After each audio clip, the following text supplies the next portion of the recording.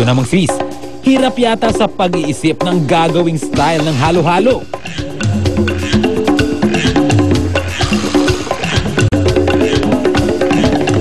Isa, malapit na matapos. Anong title?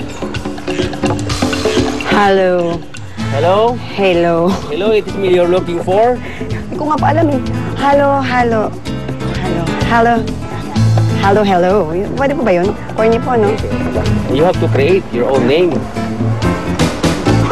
Mahaba pa namang oras eh. Mayroon ka pang ilang minuto pa. Kasi mahirap tikman na hindi natin alam. Dapat alam mo yung title.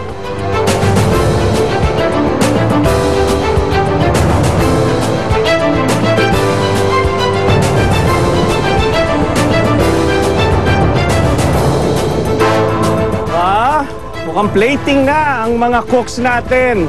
Time check. Mahaba pa rin ang oras. 15 minutes left. Guys, you have 15 minutes left.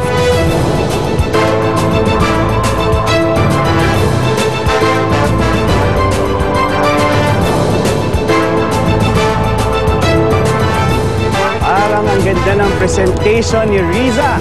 Masarap din kaya ang ginagawa niya?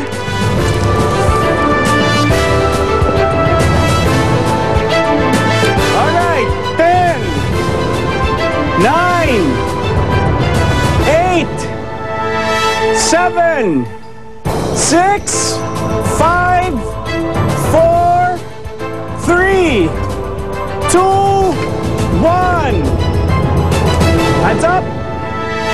Now it's time para tikman na natin ang inyong mga halo-halo. Simulan na natin kay Riza. Unang sasalang sa mapanuring mga hurado ang halo-halo in buko shell ni Riz. Mas maganda sana kung all brown yung ano, no? Babaw.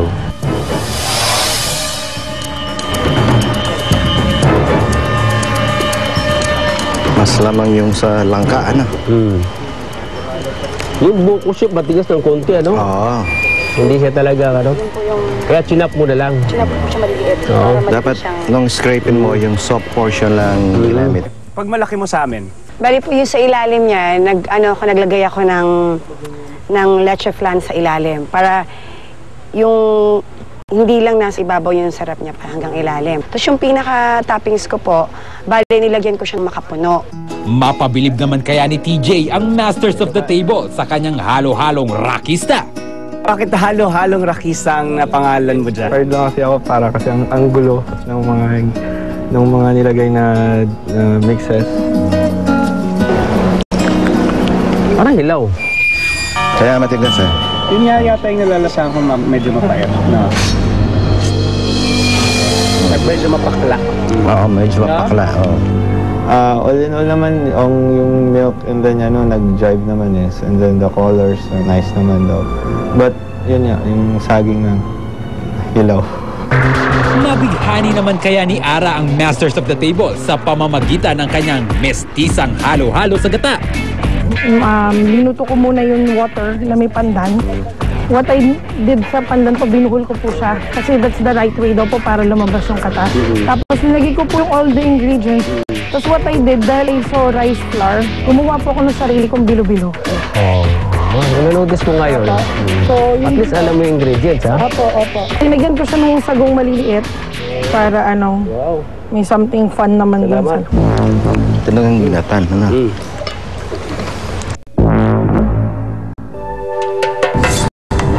Susunod, ang tropical halo-halo ni Jetro. Most of the ingredients halo-halo prutas po. Yung halo-halo ko, melted po yung ice cream.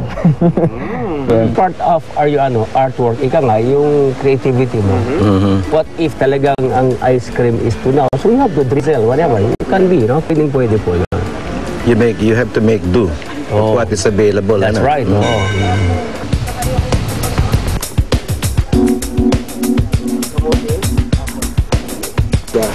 May distinctive taste, ano? Ano kaya yung ano?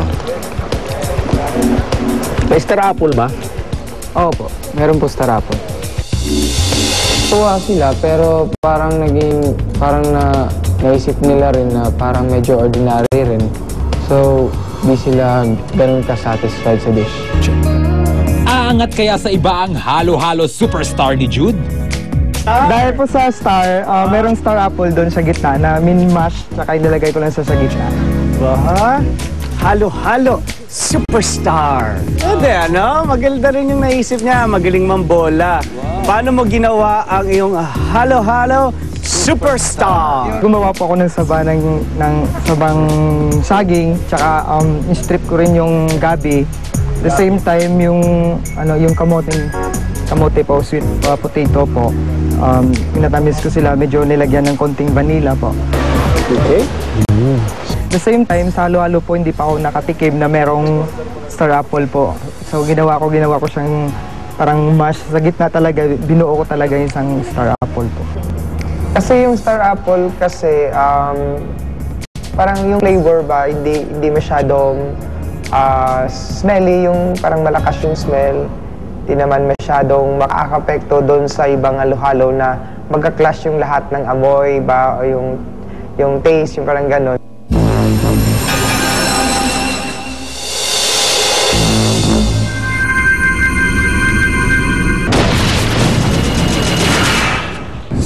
Ang inyong perseverance, check.